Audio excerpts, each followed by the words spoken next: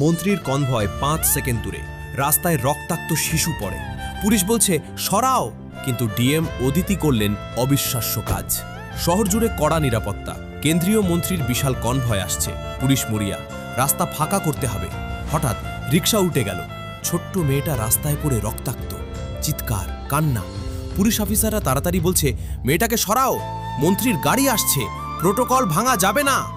ওপর থেকে অর্ডার, রাস্তা ক্লিয়ার এখনই। ঠিক তখনই ডিএম অদিতির সরকারি জিপ এসে থামল। তিনি লাফ দিয়ে নামলেন। পরিস্থিতি 1 সেকেন্ডে বুঝে নিলেন। মন্ত্রীর কনভয় সামনে।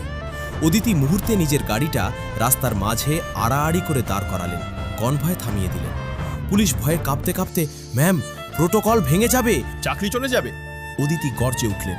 একটা মন্ত্রীর 5 মিনিট দেরি হলে কিছু হবে না, কিন্তু এই মেয়েটার চিকিৎসা 5 মিনিট দেরি হলে ওর প্রাণ চলে যাবে। অ্যাম্বুলেন্স ডাকো এখনই। মন্ত্রীর গাড়ি দাঁড়িয়ে রইল। অদিতি নিজে কোলে তুলে মেয়েটাকে অ্যাম্বুলেন্সে তুলে দিলেন। পুরো শহর দেখল প্রোটোকলের চেয়ে একটা মানুষের জীবন অনেক বড়। ডিএম অদিতির এই সাহস আর মানবিকতা কি আপনার মনে ধরেছে? হ্যাঁ হলে ভিডিওটা লাইক দিন, চ্যানেল সাবস্ক্রাইব করুন।